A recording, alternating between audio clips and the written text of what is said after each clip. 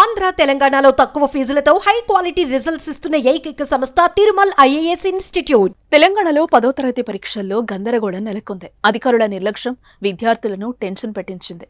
ప్రశ్నపత్రం మారిపోవడంతో అందరూ అయోమయానికి గురయ్యారు. ఇంతకీ ఇది ఎక్కడ జరిగింది?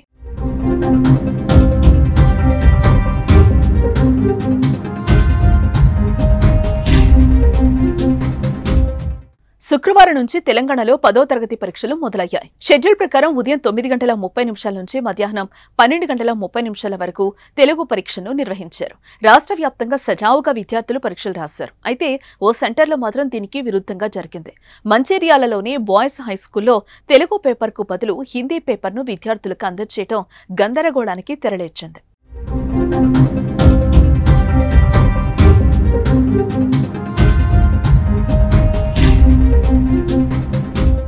మొదటి పరీక్ష కావడంతో అప్పటికే విద్యార్థులంతా కాస్త టెన్షన్లో ఉండి కూర్చున్నారు. తెలుగు పేపర్ కోసం వేచి చూస్తున్నారు. కానీ ఇంతలోనే ఇన్విజిలేటర్స్ చేతిలో తెలుగు పేపర్కు బదులు హిందీ పేపర్ పెట్టడంతో అంతా అవాక్కయ్యారు. విద్యార్థులు దాన్ని గుర్తించి చెప్పడంతో అధికారులు కంగుతిన్నారు. హడావిడిగా మరో పేపర్ తెప్పించడంతో దాదాపు 2 గంటల ఆలస్యంగా విద్యార్థులు పరీక్ష రాశారు. పరీక్షా సమయం పూర్తయినా విద్యార్థులు బయటకి రాకపోవడంతో ఏం జరిగిందో తల్లిదండ్రులు కాస్త ఆందోళనకు గురయ్యారు.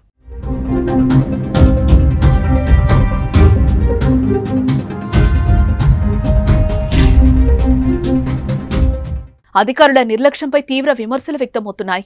విషయం తెలిసి ఎగ్జామ్ సెంటర్కు వచ్చిన జిల్లా కలెక్టర్ దీపక్ విద్యా అధికారుల తీరుపై సీరియస్ అయ్యారు. ప్రశ్నాపత్రాల విషయంలో సిబ్బంది నిర్లక్ష్యం, పరీక్ష ఆలస్యంపై కలెక్టర్ ఆగ్రహం వ్యక్తం చేశారు.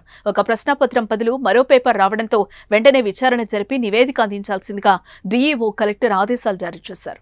ఈ రోజు 10వ తరగతి పరీక్షలు స్టార్ట్ అయినాయి.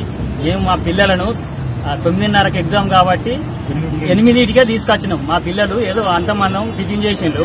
కావున ఈ పేపర్కు బదులు వేరే పేపర్ వచ్చింది. మా పిల్లలను 1 గంట ఇప్పుడు పేపర్ వచ్చింది. ఆ పిల్లలు ఏం తినకుంటున్నారు? మా పిల్లలకు ఏమన్నా జరిగితే మీదే అధికారులదే బాధ్యత.